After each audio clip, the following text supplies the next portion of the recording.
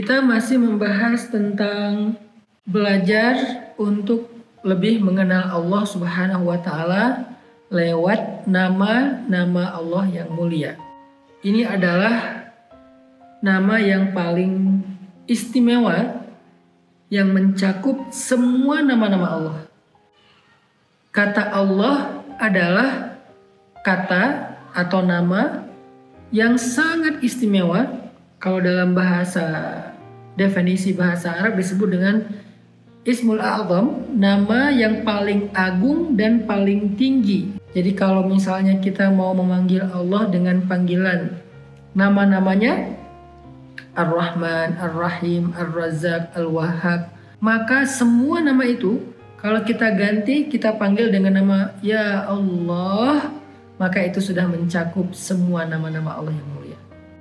Coba perhatikan firman Allah di dalam surat Al-A'raf. Kita tilawah dulu satu ayat. Di dalam surat Al-A'raf ayat 180. Surat ke-7 ayat 180. A'udzu billahi minasy syaithanir rajim. Bismillahirrahmanirrahim. Walillahil asma'ul husna fad'uhu biha wadharul ladzina yulhiduna fi asma'ihi sayujzawna ma kanu ya'malun. Allah punya banyak nama, Asma'ul Husna.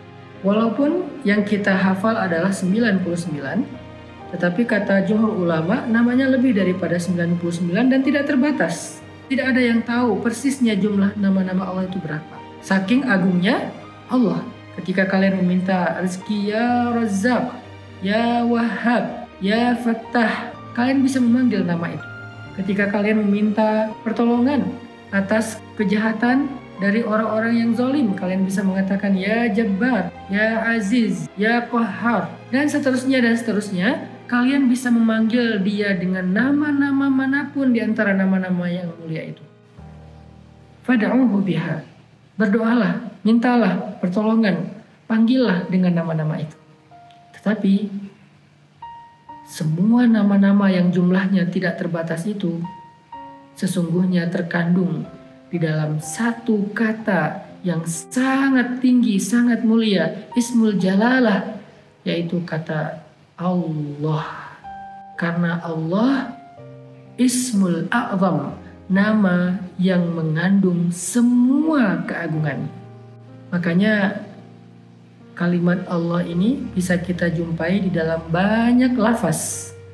Kita bisa menjumpainya di dalam banyak ayat Al-Quran, kita menjumpainya di dalam banyak hadis, dan kita menjumpainya juga di dalam banyak doa selain Rabb, Allah. Itu kalimat yang paling banyak kita jumpai di dalam literasi Islam. Jika orang dalam keadaan takut, dia memanggil kata Allah, maka di dalam kata itu terkandung yang maha perkasa, yang maha tinggi, yang maha kaya, yang maha mencipta, yang maha mengurus, yang maha melindungi, yang maha memelihara, merawat, menyembuhkan, menaklukkan, mengalahkan, mengangkat, menjatuhkan. Terkandung di dalam kata Allah. Saya teringat dengan istighosah yang dibaca oleh Nabi SAW pada malam sebelum terjadi perang Badar. Apa itu istighosah? Meminta pertolongan, berdoa dalam doa yang panjang. Allah Subhanahu wa Ta'ala berfirman di dalam ayat 9 surat Al-Anfal. Bismillahirrahmanirrahim. إذ تستغيثون ربكم فاستجاب لكم أني ممدكم بألف من الملائكة مردفين وما جعله الله إلا بشرى ولتطمئن به قلوبكم وما النصر إلا من عند الله Innallaha azizun hakim. Ini adalah ayat tentang istighosah di dalam Al-Quran. Il tastaghithun. Jadi tastaghithun artinya beristighosah terus menerus, meminta tolong kepada Allah terus menerus sepanjang malam. Redaksi dari doa Nabi Shallallahu Alaihi Wasallam malam sebelum terjadi perang Badar. Apa kata Nabi? Allahumma hadhihi Quraisy qad atat bi khuyalaiha wa fakhriha tujadilu wa tukadzib rasulak. Allahumma nasruka alladhi wa'adtani. Allahumma in tuhlik hadhihi al-isabah min ahli al-Islam la tu'bad fil ardh. Coba perhatikan kalimatnya. 3 kali Nabi Muhammad memanggil Allah dengan kata Allahumma. Ya Allah, berikanlah kepadaku pertolongan yang Engkau janjikan. Fanasruka alladhi wa'adtani. Ya Allah, kalau besok hamba-hambamu, para kaum muslimin ini terbunuh binasa, la tu'bad fil ardh, maka tidak ada lagi orang yang menyembahmu di muka bumi. Ya Allah, saya tidak mampu menghadapi ini sendiri tanpamu. Ulangi lagi. Sepanjang malam Nabi berdoa dengan air mata yang membasahi janggut beliau yang mulia sampai rida beliau. Jatuh lagi, kemudian diletakkan lagi oleh Abu Bakar ke kepala beliau, jatuh lagi, diletakkan lagi, jatuh, karena Nabi terus menengadah ke langit sampai subuh. Coba kita lihat di dalam ayat ke-9 tadi. Ketika engkau Muhammad meminta tolong kepada Tuhanmu dengan kalimat Allahumma ya Allah ya Allah ya Allah, fastajaba lakum. Allah mengijabah doa dan permintaan kalian. Allah menjawab, Allah memenuhi panggilan kalian dengan mengatakan anni mumiddukum bi alfin minal malaikati murdifin. Aku akan memberikan kepada kalian, akan mengirim kepada kalian 1000 malaikat yang turun berturut-turut berangsur-angsur untuk membela dan menolong kalian. Ini bukan malaikat biasa, malaikat perang. Itulah dahsyatnya kalimat Allah, agung. Gak ada yang menandingi keagungannya. Sehingga ketika Nabi memanggil Allahumma, Allah tidak mendatangkan 1 malaikat, padahal cukup. Allah mendatangkan 1000 malaikat yang turun berangsur-angsur. Maksudnya apa? Malaikat turun dari langit yang berjumlah 1000 itu turun seperti burung yang menyambar dengan jumlah yang banyak dan berangsur-angsur berturut-turut sambung menyambung tidak putus-putus sampai selesai perang Badar. Kenapa Allah mempertontonkan itu? Kenapa nggak sekaligus saja? Allah ingin tunjukkan sebuah kejadian yang agung. Kalau sekaligus habis, Allah tidak memperlihatkan sebuah drama yang menggentarkan hati musuhnya. Seketika habis, Allah bisa melakukan itu. Dengan angin aja udah cukup, gak perlu malaikat. Tapi Allah datangkan malaikat dengan seolah-olah ikut berperang bersama kaum muslimin. Jadi jumlahnya sekarang bukan 1000 banding 300.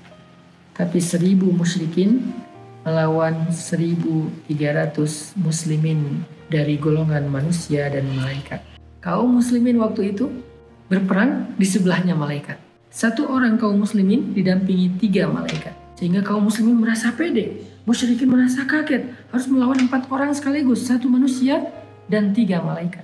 Setiap ada kaum muslimin yang maju, malaikat mendampinginya. Ada kaum muslimin yang menghadapi musuh, malaikat mendampinginya.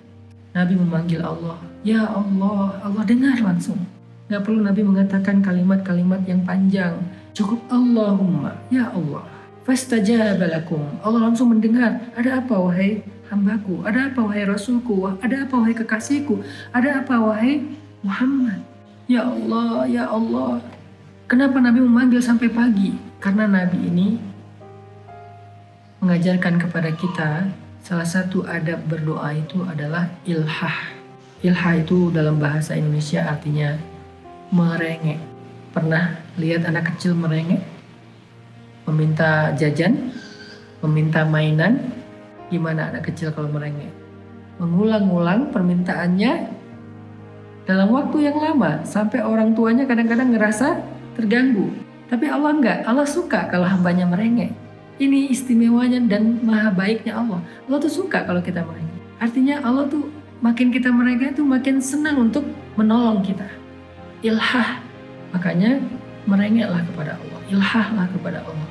Seperti Nabi ilhah dengan doa panjangnya yang diulang-ulang. Inilah salah satu bukti tentang betapa istimewanya menyebut nama Allah dalam kehidupan kita. Kalau kita tahu bagaimana cara menyebut nama itu di dalam doa, di dalam kegiatan aktivitas kita sehari-hari, kita akan melihat keajaiban-keajaiban yang dahsyat seperti yang Allah tunjukkan di dalam perang Badar dengan 1000 malaikat. Intinya adalah jangan remehkan kata Allah.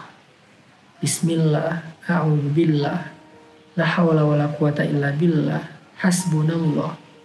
Apalagi subhanallah, masya Allah, apalagi Allahu akbar, alhamdulillah, fatabarakallah.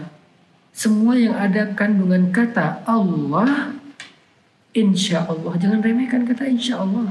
Kata insya Allah itu kalimat tawakal. Insya Allah itu kalimat tawakal. Kalau kita gunakan pada tempat yang tepat, insya Allah itu akan powerful banget. Ketika saya bilang insya Allah, berarti saya melibatkan Allah, seolah-olah saya mengatakan, ya Allah, bantulah kami. Ya Allah, wujudkanlah harapan kami. Ya Allah, mudahkanlah urusan kami. Itu yang terkandung di dalam kata insya Allah. Bismillah itu bukan kalimat biasa, itu kalimat yang berat. Makanya Nabi mengatakan, segala sesuatu yang di dalamnya ada nama Allah akan diberkahi. Dan segala sesuatu yang di dalamnya tidak ada nama Allah, maka akan tercabut keberkahannya. Mudah-mudahan kita bisa sekarang lebih semangat lagi menyebut, berzikir dengan nama Allah ini, membasahi lisan kita dengan nama Allah lebih sering kita sebut daripada nama-nama apapun dalam kehidupan kita sehari-hari. Sehingga dengan sering-seringnya kita menyebut nama Allah, Allah akan memberkahi kehidupan kita.